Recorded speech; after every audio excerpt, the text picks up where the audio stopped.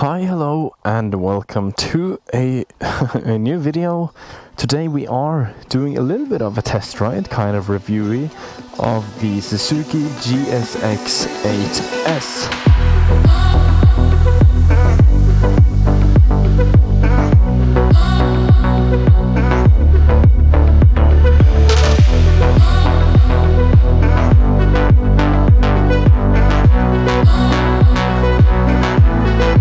This model is new for 2023.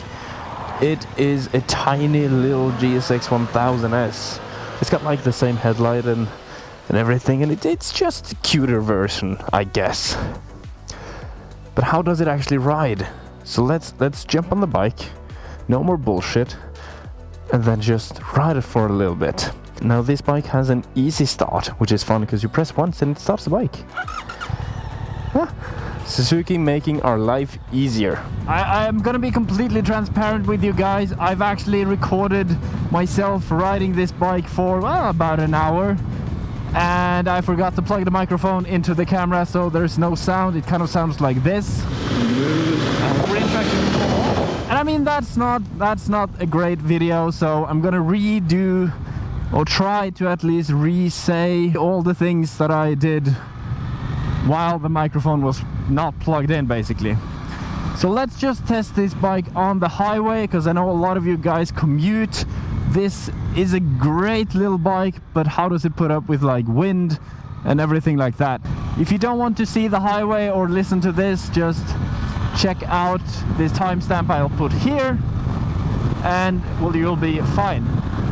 Now, going 100 kilometers, 110 kilometers an hour on this motorcycle is not a problem. Like in 5th gear, you can basically go and just accelerate to your desired speed. Now, the wind is definitely here. I can feel a lot of wind, but the worst wind is actually on top of my helmet, which is kind of interesting. So I guess the screen here kind of throws some of the wind over me. But nonetheless, there's a lot of wind. It is, after all, a naked bike, so there will not be... It won't be like a sports tourer or anything with fairings. You definitely feel the wind quite a lot. It's definitely not a bike I would do very long rides on the highway every day, but, you know, occasionally I could do it. Hey, what's up, dude? Nice helmet.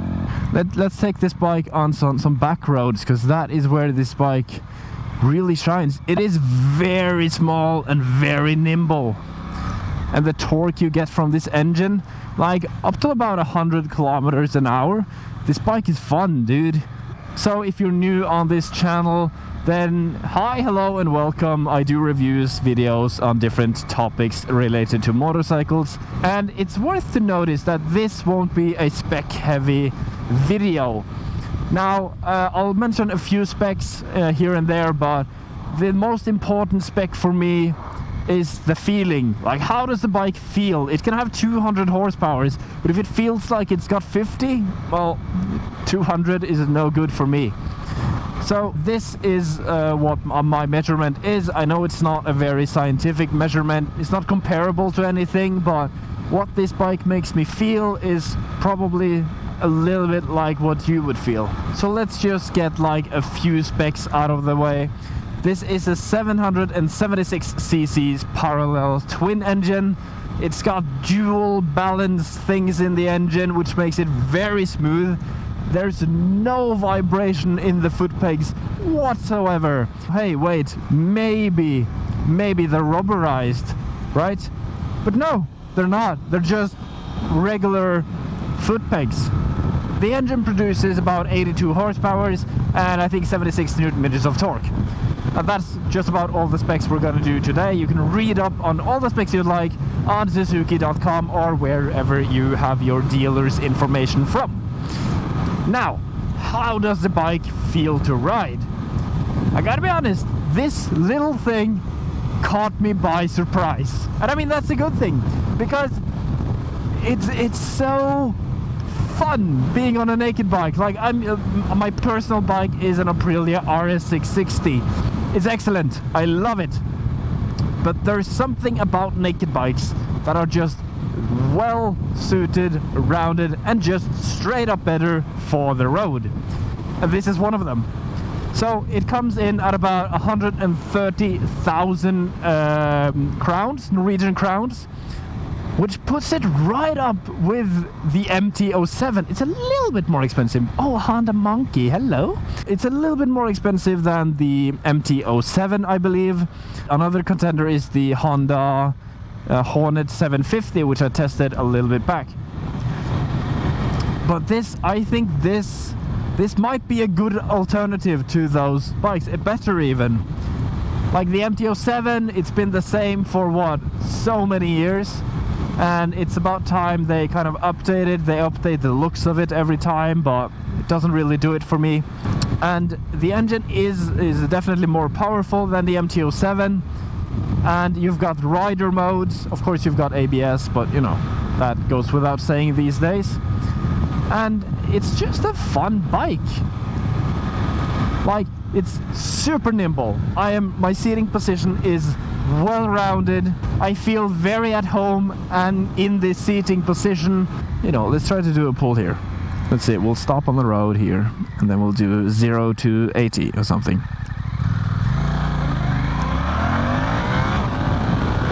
There we go. I mean, it gets up and goes, and that's from first. So obviously first gear is the most torquey one, because that's when you feel the torque. But if I'm cruising in 60, 70 like I'm doing now, maybe I'm in fourth gear, just farting around, you know, talking to myself in a helmet, making a review of this motorcycle, I'll just flip the throttle a little bit and we're up in 80. Let's have a look at the seating position for this bike. Right, so I'll turn it off. As you can see, it is quite upright. I am flat-footing this easily. I am 185 centimeters tall. It's a very comfortable sitting position. You can even scoot a little bit back if you want to go full race mode. You know, there's room for everything. So this is the bike compared to my height. I am 185 centimeters tall, a little bit humpback right now because I'm in my leather suit, but that's the size of it. So I'd say the plus for this motorcycle is definitely the seating position is kind of comfortable for me. The handlebars just feels kind of in right where they should be, and the engine is just absolutely bonkers smooth. And you've got the quick shifter. Did I mention it's got a blipper as well? I mean, come on, the electronics package on this motorcycle costing what it costs, it's amazing. We're starting to look at like electronics level like the Aprilia RS660, which is 30,000 kroners, Norwegian crowns more expensive, 40,000 actually. So I mean, you get a lot of electronics, a lot of good stuff in a small package. And I did a test back in the parking garage over at Vestby, where I just tested the maneuverability, how easy it is to move this thing around. It was super easy. Like, it does not feel heavy whatsoever while just trying to cruise around in very low speeds. I mean, many bikes definitely feel lighter when you get up to speed, right? When you get up to speed, it's okay to ride it, you can kind of flick it around, it's okay. But this bike, I mean, but the GSX-8S, when you go very slow, it doesn't get much heavier. I mean, just watch now, I'll just go very slow and I have no issue just controlling this weight, which is very odd. It's an odd feeling. So it's very easy to ride this bike. So the question is, how many lanes does it take for me to turn? I'll start the turn. Ugh. Roughly 2 lanes. So 2 lanes will be 1, 2, 3, 4, maybe 5 meters, something like that. I think this would be an excellent school bike, to be honest, because it's so nimble. Or a first bike, if you want. It's easy to maneuver, easy to kind of shift your weight, and yeah, no worries really. Of course, first gear, you know. Now, excuse my nasty power wheelie. I am not a wheelie king by any means. I definitely did a little bit of a wheelie on my MT-09, but now I'm out of the game. I don't do long, scary wheelies anymore. But this bike just instantly, when I got on it, I was like, I need to turn the traction control off and I need to test the torque. And it wheelied, and that was fun.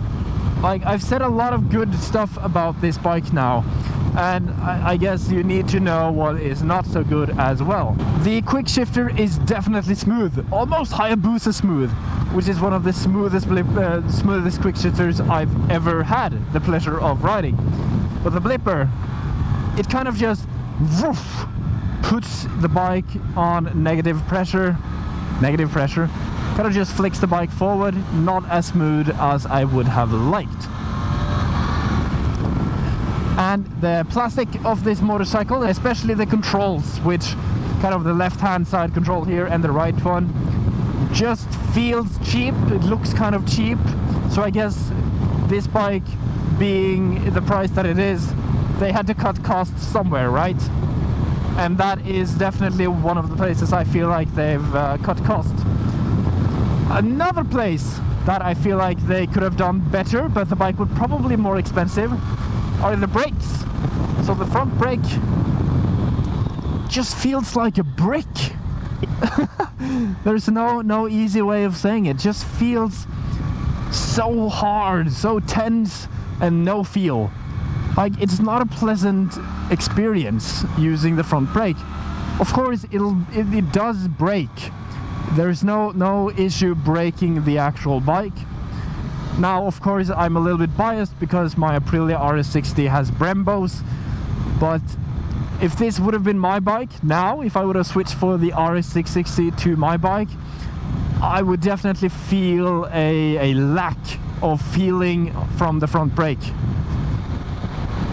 But if this is your first bike or something like that, you probably won't notice it. It is probably me being a little bit of a prima donna and being used to something that is way more expensive than this. So those are kind of the odd things that I found. Also, the sound of this motorcycle, not great stock. You could probably get an exhaust for this motorcycle, making it sound a little bit better, but I don't know. It's not a great sounding motorcycle, to be frank. But yeah, the suspension. I don't have any complaints really from the riding I've done. I haven't been testing the suspension like I would on, say, a racetrack or like really curvy roads, because I don't have a lot of roads here that are super curvy. Like, I have this corner right here, which is kind of fun, but it's a very smooth turn. Now, for me, this motorcycle is a bit stiffer than, for example, the MT-07. The MT-07 kind of feels very soft with my weight. I weigh roughly 85 kilograms without the gear, so you can do that math yourself. For normal road riding, I could see myself, you know, have this suspension if I would have just ridden this bike on the road, not pushing any corners, very hard. You know, your average motorcycle ride. That would be sufficient for this. I am, though, pretty sure that the rear suspension is the softer part on this suspension package. Like, when I do the first gear power wheelies, the bike definitely squats a lot. I mean, that's not weird, that is what bikes do, but I can feel that it's soft, right? Which kind of makes the ride more pleasant, I think, for me. But if you're gonna ride very sporty, this might not be in your interest. I was really pleasantly surprised by this motorcycle. And I think that's worth noting. My expectation for this motorcycle was that honestly, I thought it would be a little bit boring, not that much power, not that much torque, kind of like a CB500F maybe in power-wise. But now that this middleweight naked bikes is beginning to get like 700-800 cc's, man, do the engines get fun. Oh my goodness. What I recommend is you go test this bike yourself.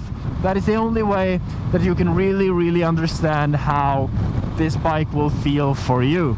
You can watch all the videos you want, but test the bike out yourself, then come back and watch some videos. Maybe you felt something you didn't know what you felt, but somebody said, oh, and this is because of that, right? So what I recommend, go test it. You can't really get a feel for the entire bike, but it gives you an indication if this bike would be something for you or not. If you hate it, don't buy it. If you kind of like it, definitely consider it. Alright, I will be delivering this bike back to Lillebror MC.